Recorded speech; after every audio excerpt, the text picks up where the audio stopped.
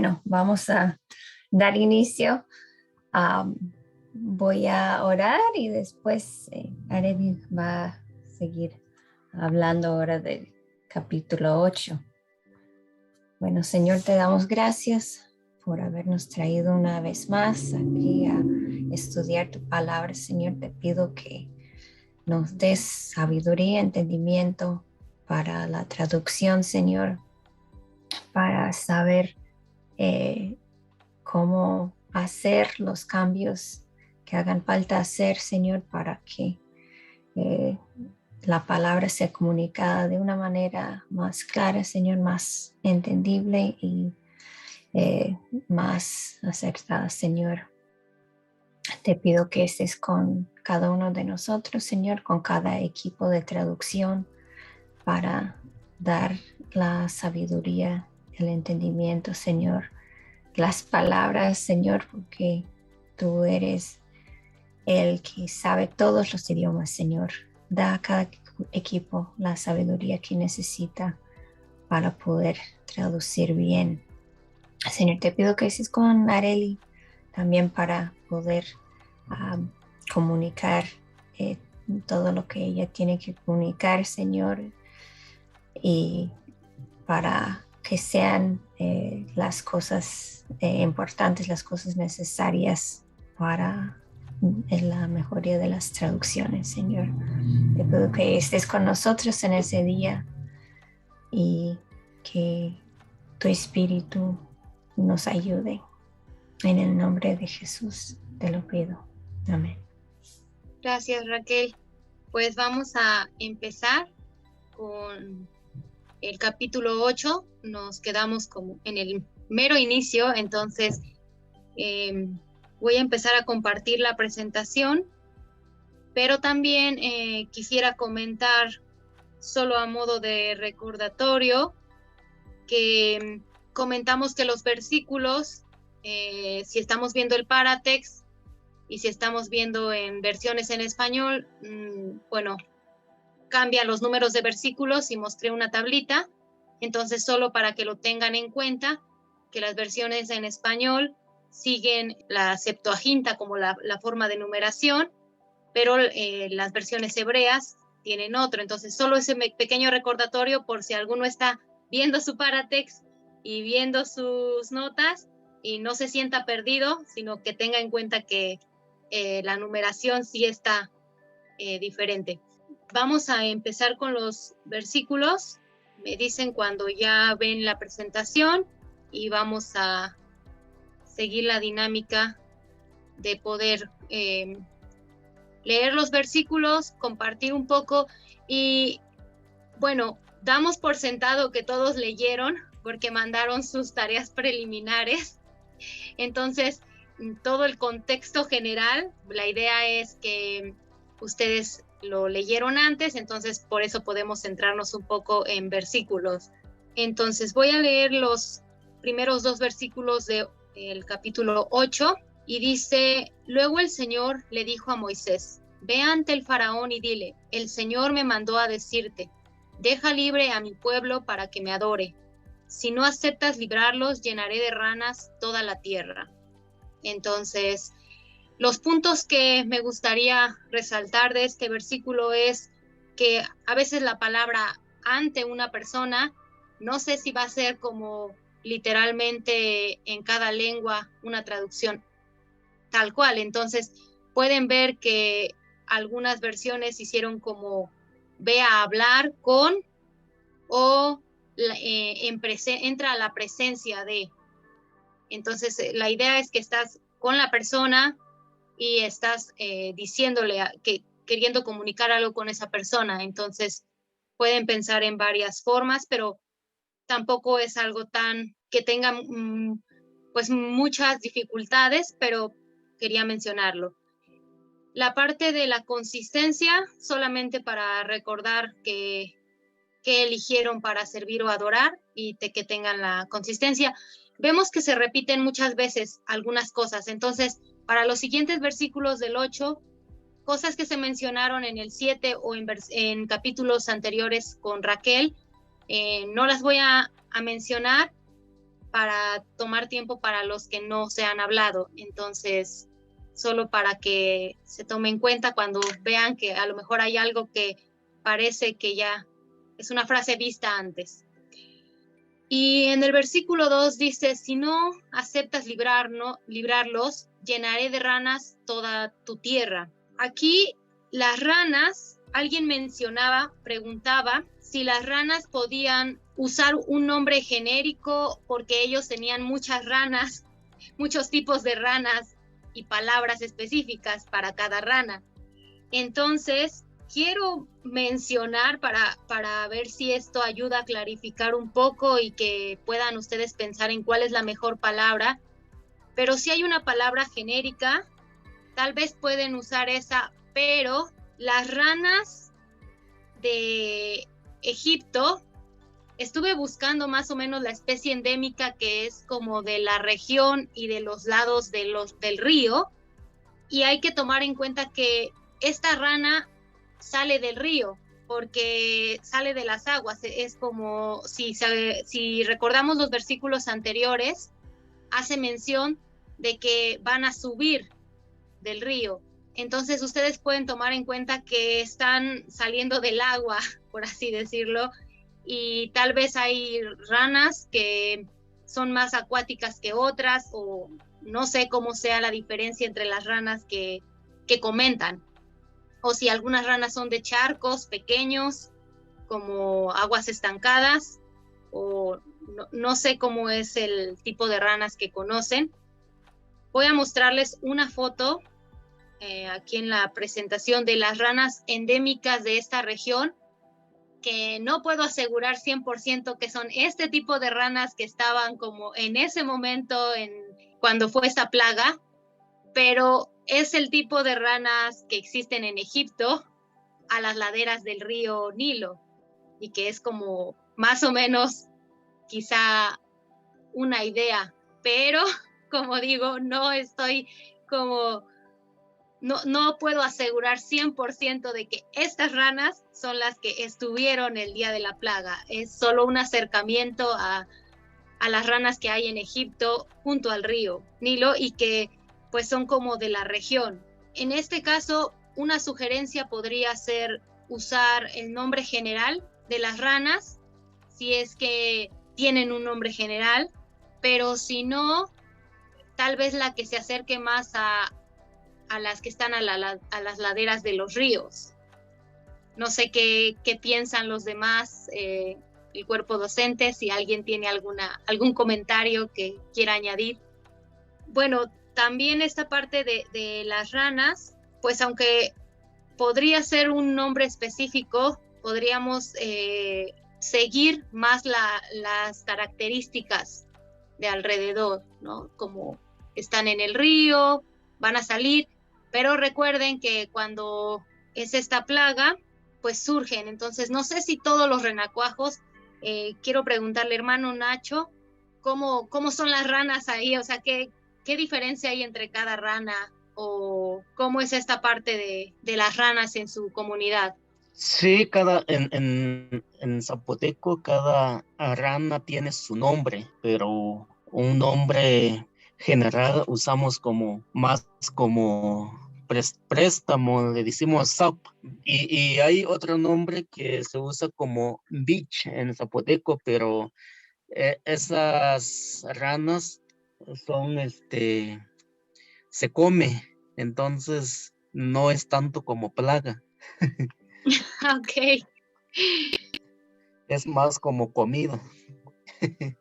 ¿Y tienen alguna rana que salga como en los ríos nada más y que no sea comestible?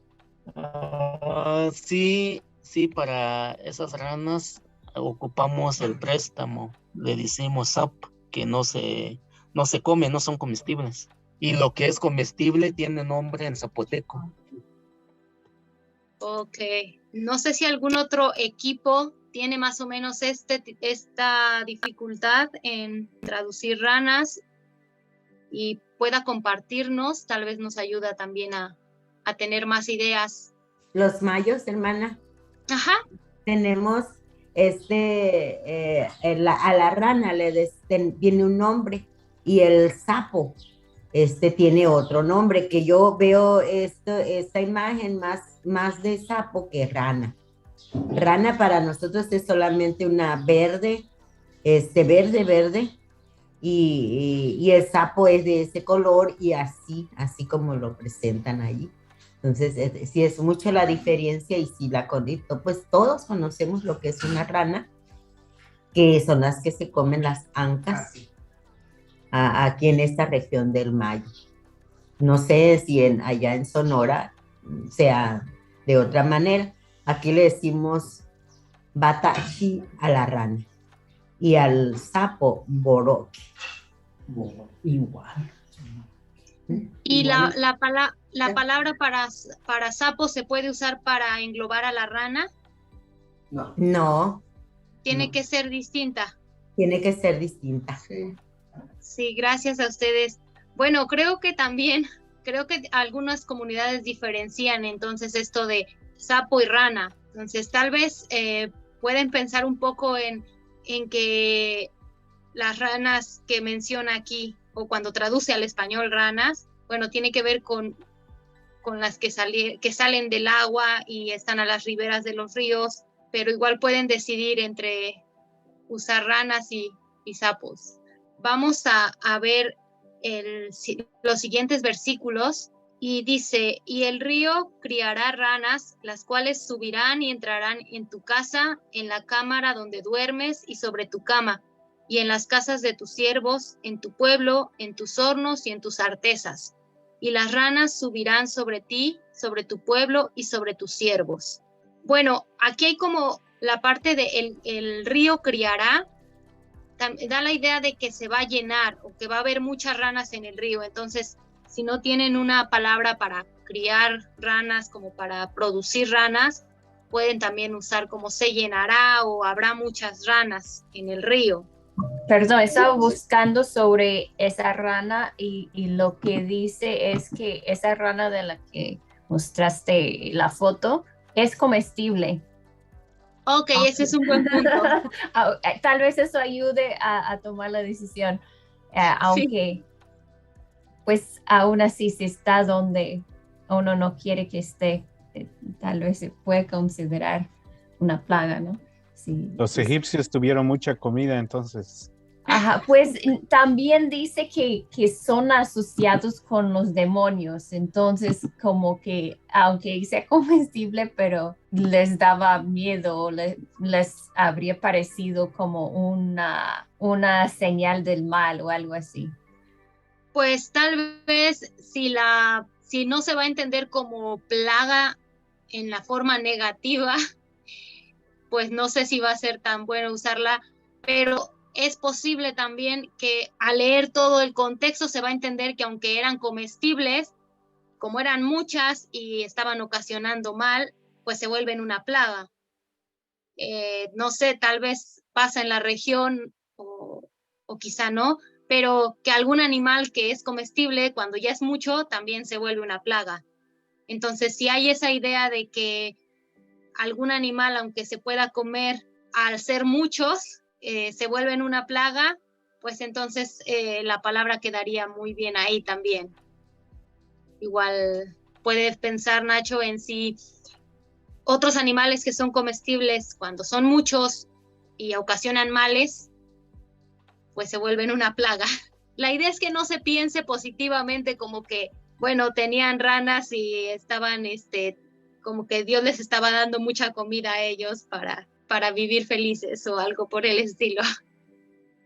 Después viene una línea de los lugares afectados por todas estas ranas y dice que va a subir y van a entrar en la casa, en la cámara donde duermes, como en el cuarto, por así decirlo, y sobre tu cama y en las casas de tus siervos, en tu pueblo, en tus hornos y en tus artesas.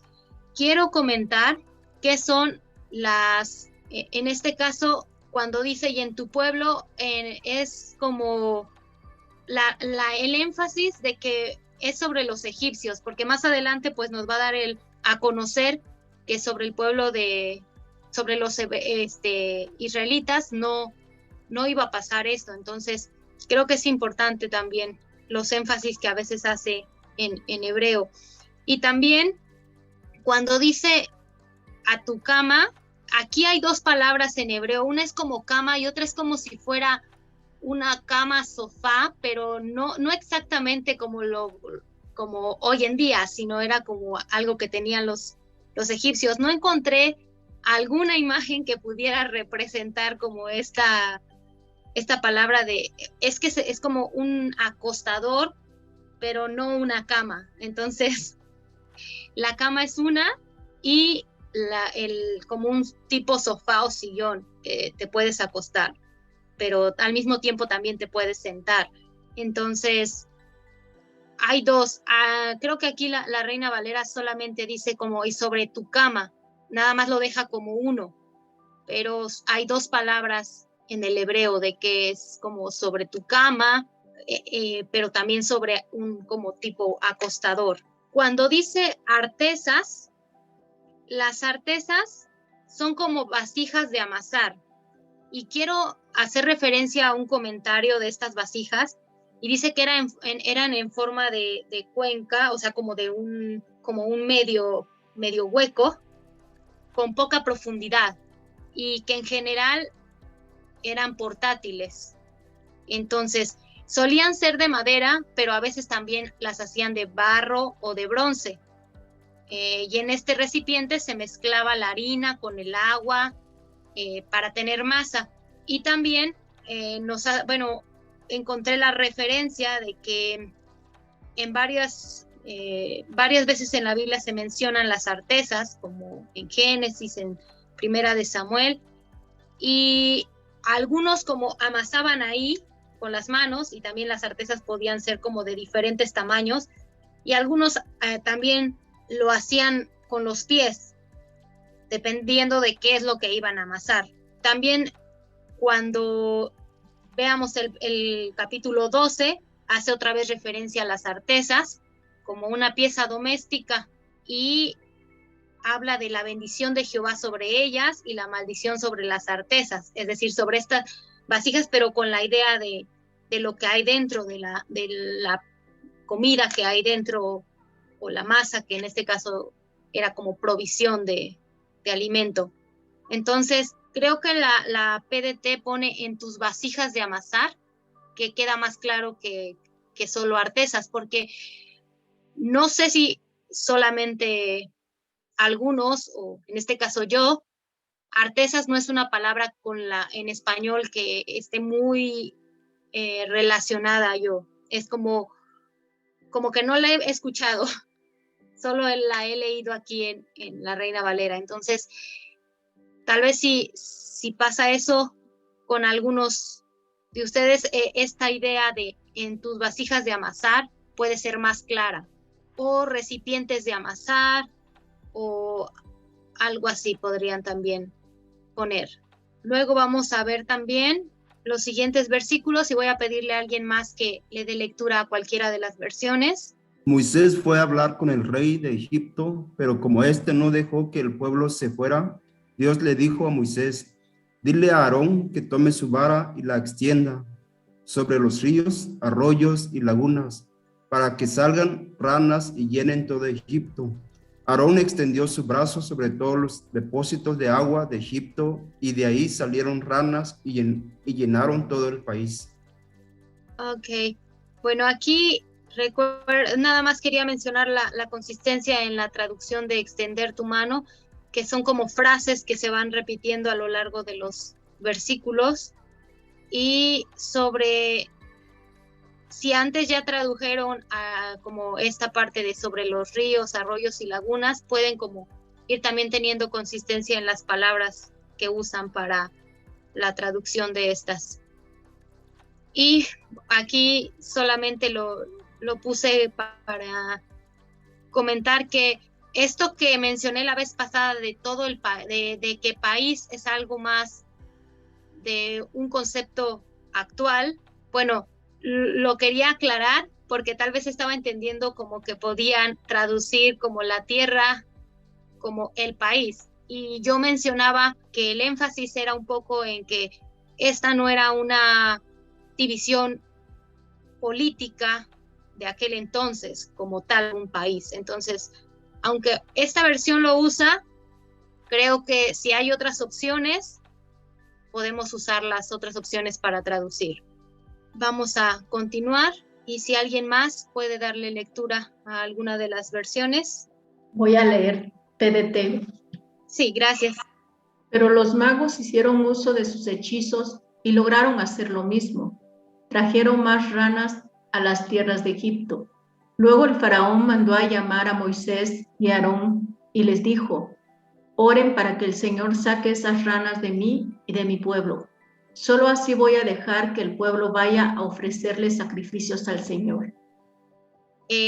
Bueno, aquí ustedes pueden estar observando también que habla de los hechizos y nada más para tomar en cuenta que podemos como hacer la diferencia entre cuando se habla de la palabra de los milagros que hizo Moisés y los encantamientos que hicieron los magos, como para que se quede la diferencia. Entonces pueden también tomarlo en cuenta. Y aquí sí quería mencionar que en esa parte final donde está subrayado en rojo, que dice: y dejaré ir a tu pueblo para que ofrezcan sacrificios a Jehová, en esa parte sí está literalmente que sacrifican a Jehová.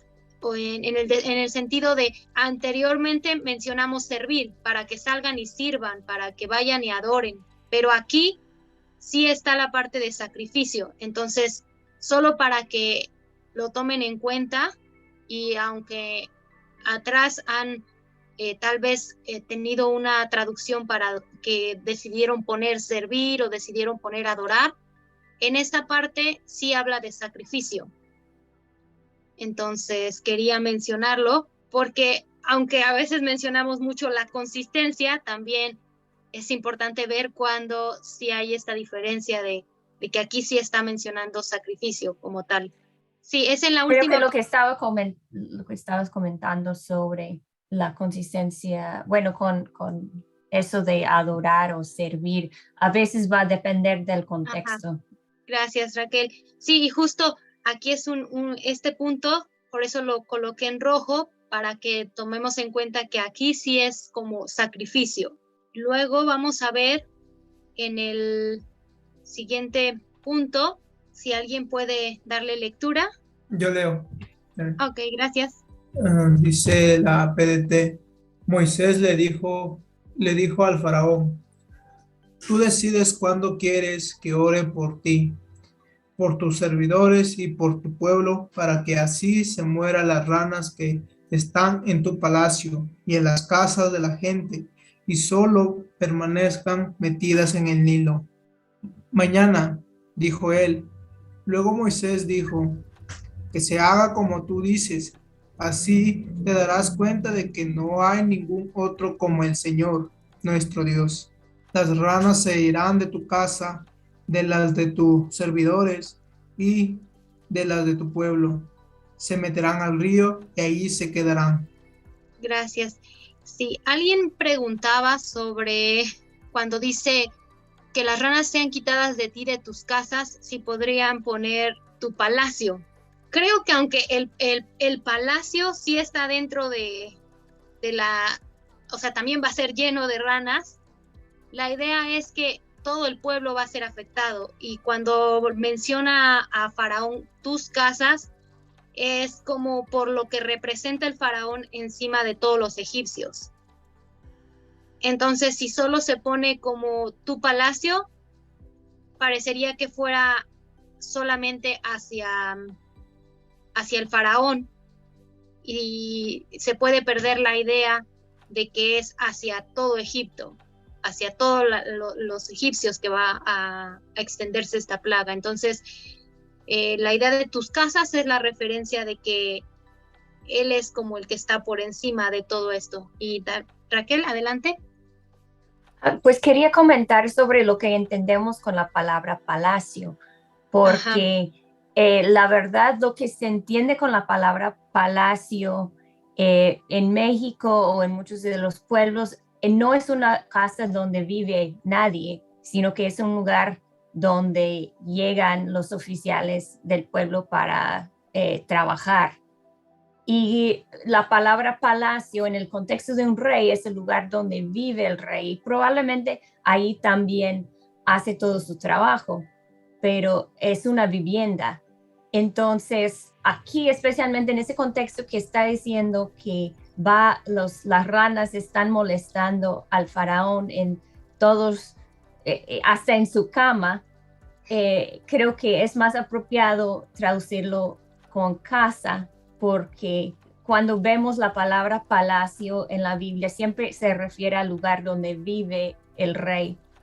Y aparte también, pues ahí llegan sus servidores o sus oficiales y ahí hacen su trabajo político, digamos, pero también es una casa. Entonces tiene esa diferencia con lo que entendemos de la palabra palacio en México, donde es el edificio del gobierno, pero no es casa de nadie. Gracias, Raquel. Sí, y bueno, creo que a veces los conceptos también vinculados a lo más actual o a otras culturas puede ayudar a aclarar, pero a veces también puede ser como que quede otro concepto encima de otro, pensando un poco en que la TLA usa varios, ahí por ejemplo usa palacio y usa país y usa otro tipo de palabras que quizá el concepto es más actual, pero también a veces puede ser un concepto que no es totalmente 100% encajable con el concepto del otro. Entonces hay que ver qué tanto nos ayuda, y hay veces que va a ayudar, pero también hay veces que puede ser mejor usar otra palabra. Entonces tienen la opción de usarlo, pero también queríamos como mencionar que deben considerar que cómo se entiende palacio en nuestro contexto. Y también si tomamos en cuenta que la idea es que va a estar con todos en todas las casas, bueno, usar el plural también podría ser una opción de ti y de tus casas, como de todo, pero si se entiende mejor como de tu casa y las casas de la gente en Egipto o la gente de tu pueblo, puede quedar más claro, también podría considerarse. Vamos a los siguientes textos, que son el 12 y el 13. Si alguien puede darle lectura. Adelante. La Reina Valera dice: entonces salieron Moisés y Aarón de la presencia de Faraón, y clamó Moisés a Jehová tocante a las ranas que había mandado Faraón. E hizo Jehová conforme a la palabra de Moisés, y murieron las ranas de las casas, de los cortijos y de los campos. Gracias. Bueno, aquí quería hacer mención de que, bueno, dejaron al faraón, o salieron de la presencia de Faraón, o salieron del palacio del rey. Bueno, la idea es que se fueron. Entonces, a veces si están como leyendo la Reina Valera y no se entiende mucho como esta frase de la presencia de, para traducirla como tal, la idea es que dejaron y se fueron, ¿no? Y dice que Moisés oró al Señor.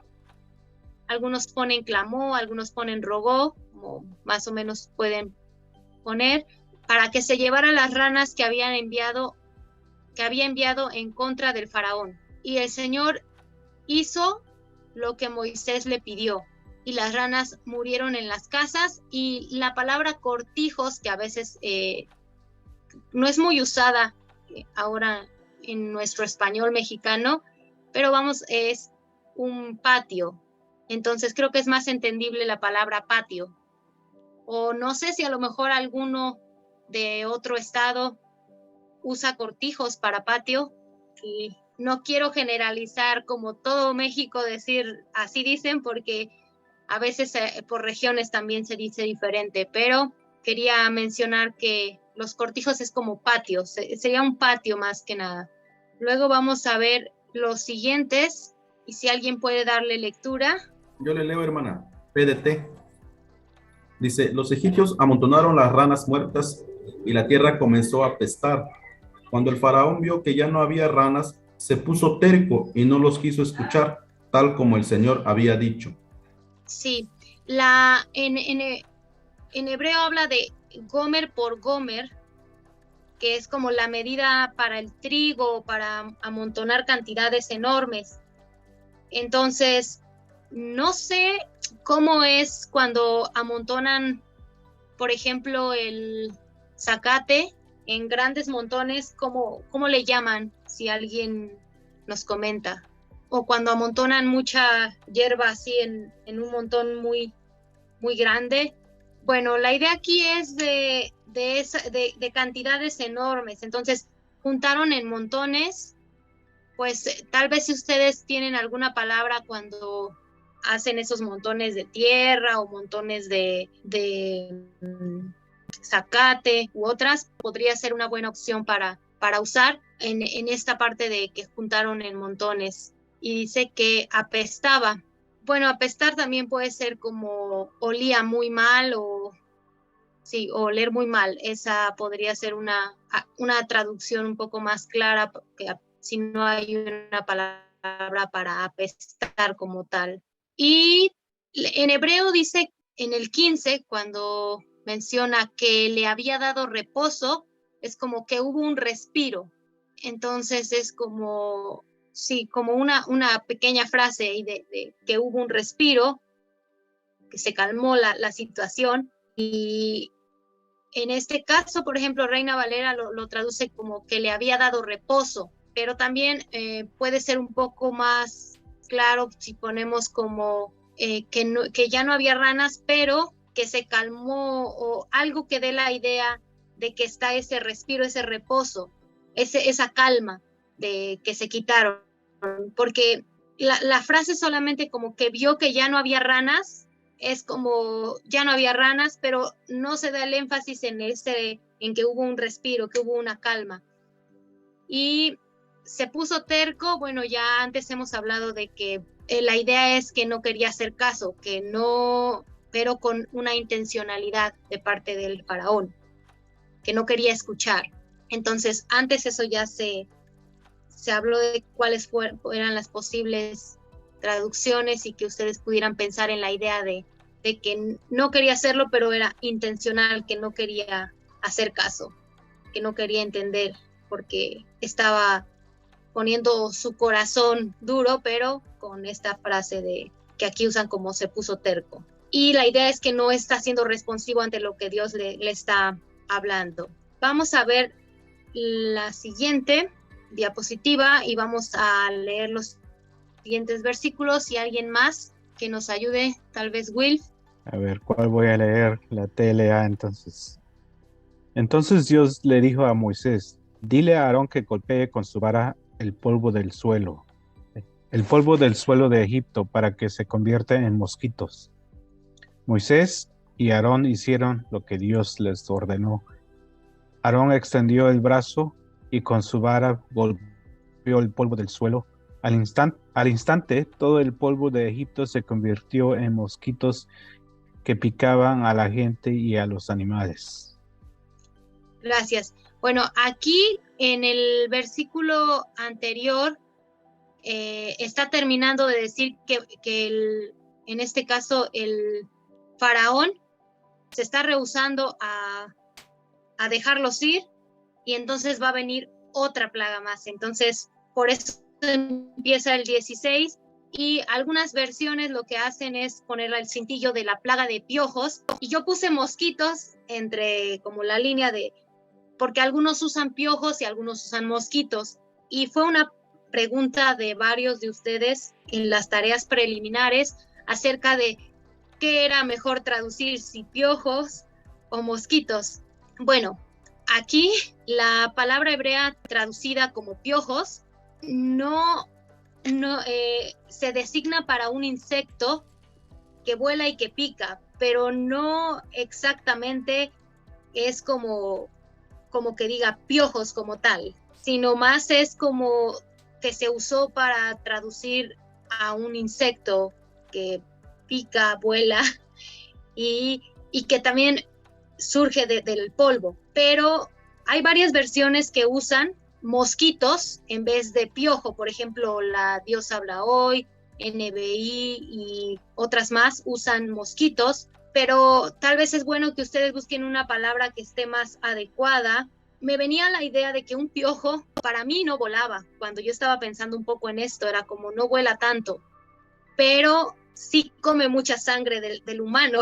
Entonces, es un poco como la idea de que ese insecto va a molestar, en este caso, a las bestias y a los humanos. Y bueno, aunque está más adelante, voy a adelantarme un poquito y voy a mostrarles una imagen, porque más adelante viene cuando habla de toda clase de moscas. Y algunos, no sé si han visto como las picaduras que dejan algunos tipos de moscas, como los tábanos, por ejemplo, son muy fuertes y hacen que la piel realmente se ponga como tipo pequeñas úlceras, o no sé cómo le llaman cuando tiene mucha pus y sangre. Entonces, aquí en esto, quería mostrar esta imagen antes porque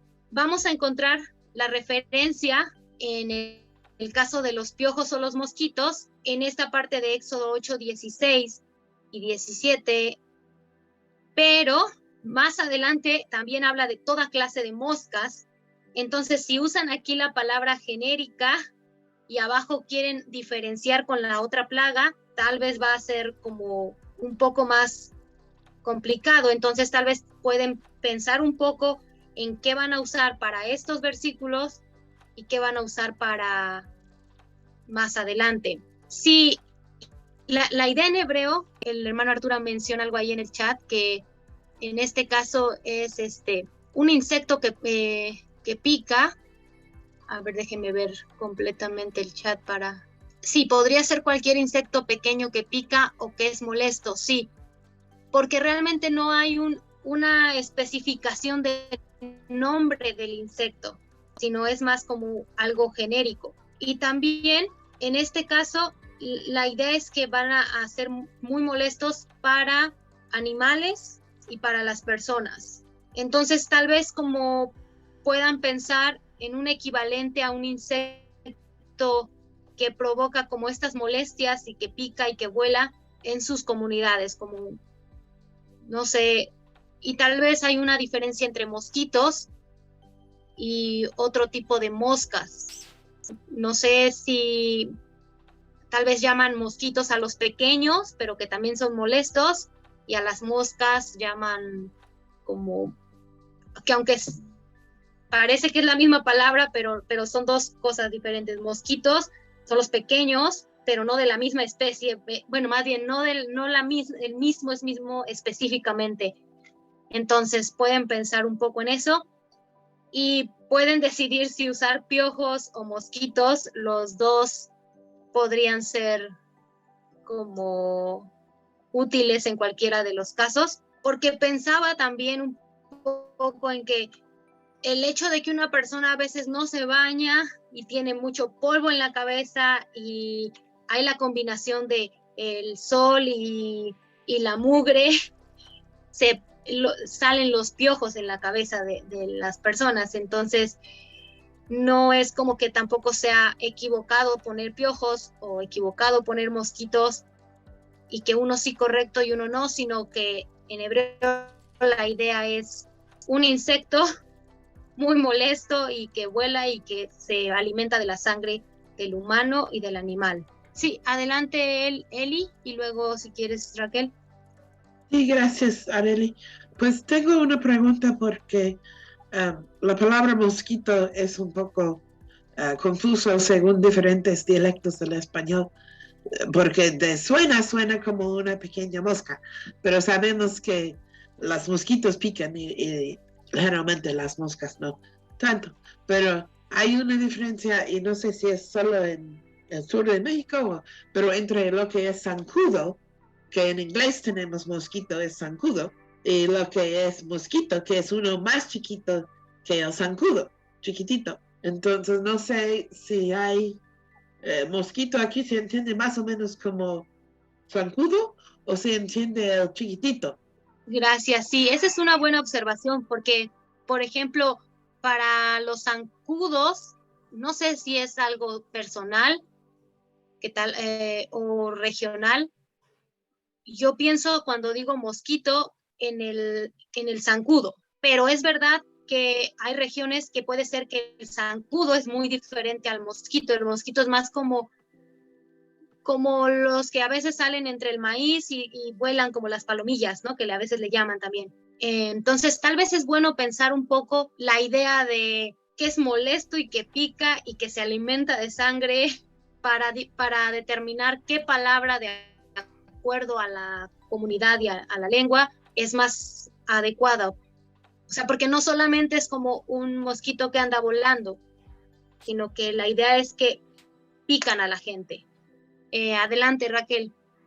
Justo eso iba a mencionar, que lo que conocemos como zancudo, al menos en el sur de México, se conoce como zancudo, ese animal que pica y su picadura da comezón y a veces transmite enfermedades. Pues hubo ese mismo animalito allá, entonces también se puede usar esa palabra para traducir eso. Aquí realmente lo único que sabemos acerca de ese insecto es por el contexto que describe lo que hace, que sale montones, es molesto, pica a la gente.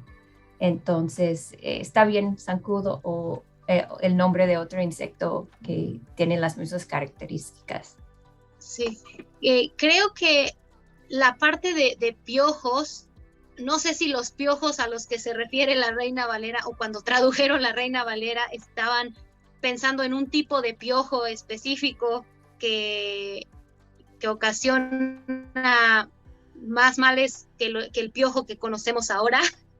O no sé también si, por ejemplo, pensaba que para nuestro contexto el usar mosquito o zancudo puede ser un poco más cercano a que pican a la gente y a los animales. No tengo la idea total porque no he estado en muchos lugares donde los animales tienen piojos, pero tal vez alguno de mis hermanos que están en las comunidades puede comentarnos si los animales tienen piojos o es más común que los mosquitos los piquen. ¿Qué es más común? Por ahí algún equipo que nos comente.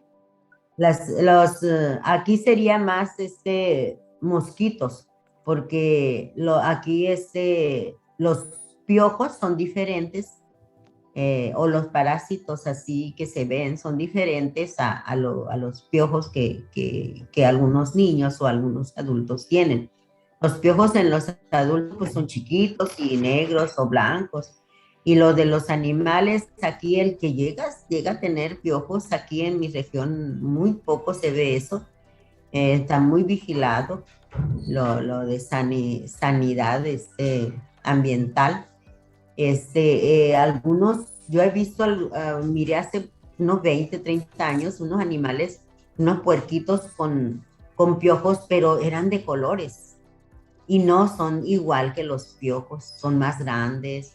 Entonces aquí lo más usual y lo más que se conoce son los moscos, que sí hacen mucho daño, como hasta producen enfermedades. Como hay uno aquí que es con paludismo, el dengue y el chikungunya y que no sé, en otros más, pero sí hay que cuidarnos de esos porque sí hacen mucho daño. Esos son, para nosotros sería más usual y también le hacen mucho daño a los animales en los ojos, más que en la piel, porque pues son de piel dura. Y lo que mi hijo tiene ahorita criando son borregas y chivas, burrito y caballo, y pues no tienen ni piojos y le cuida los ojos. Los cuida de una mosca grande que le decimos tábano o moscardón, ¿no? Moscardón o tábano, así, tábano o moscardón, así. Sí, gracias. Sí, pues la mayoría de versiones hacen uso de mosquitos en esta parte.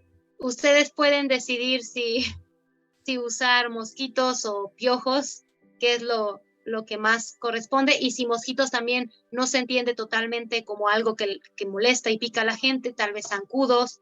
Entonces pueden pensar en esas cosas, que pensando también en la diferencia dialectal también de cómo diferenciamos a los animales en cuanto a mosquitos y zancudos. Vamos a ver en los siguientes. ¿Alguien que pueda darle lectura? Lo leo. PDT. Sí. Los magos intentaron crear más mosquitos, pero no lo lograron, y los mosquitos picaron a la gente y a los animales. Los magos dijeron, esto es obra de Dios, pero el faraón se puso terco y no los quiso escuchar, tal como el Señor había dicho. Aquí quiero mencionar tres puntos. El énfasis se hace en el intento que hacen los magos para hacer lo mismo, pero que no pueden. Entonces, la idea aquí es como ya hacer la diferencia entre el poder de Dios y los encantamientos que estaban haciendo los magos. Entonces, es importante como no solo dejar como los magos no lograron hacer mosquitos, porque es como, sí lo intentaron, pero también es ese énfasis de que ellos no, con sus artes secretas ya no pudieron. Luego, el otro punto es que algunos traducen bestias, pero pueden ser animales. En general se puede traducir. Y el tercer punto, que también era una pregunta de varios de ustedes, es, ¿esto es obra de Dios? O más bien, creo que varios hicieron referencia a dedo de Dios es este. Y la idea aquí es que están haciendo referencia al poder de Dios, o sea, como un poder que un ser humano no puede obtener, porque están aquí haciendo un reconocimiento los hechiceros, los magos. Y lo que me llamó la atención y quería compartir de un comentario que encontré es que la idea aquí es que es un reconocimiento parcial, porque dicen, dedo de Dios es este, pero la palabra que usan para Dios no es la de Jehová, solo dicen Dios, Elohim. Entonces es como, están reconociendo un poder divino, pero no están reconociendo como de Jehová. Entonces es un reconocimiento parcial de los hechiceros. Hasta podría traducirse dedo de un Dios, es ¿no? O sea, que están reconociendo que hay un Dios que está haciendo eso, pero no es, para ellos no es el único Dios. Ajá. Y justo aquí esto es importante porque recordemos que hemos visto que en estos capítulos de Éxodo los nombres de Dios van como a veces es Elohim, a veces es Yahvé, a veces es otro nombre. Entonces aquí hace uso de Elohim como, sí, reconocemos que es un ser divino superior a nosotros, que no podemos como hacer este encantamiento, pero no estamos reconociendo a Jehová.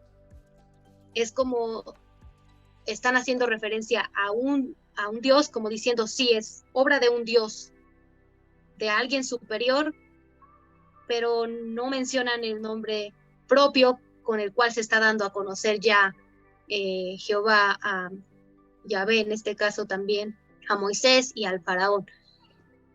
Y eso quería mencionar acerca de este punto, y que dedo de Dios puede ser como esa referencia a que es una obra de Dios. Esto es obra de Dios. Tele hace como una frase de Dios está haciendo todo esto.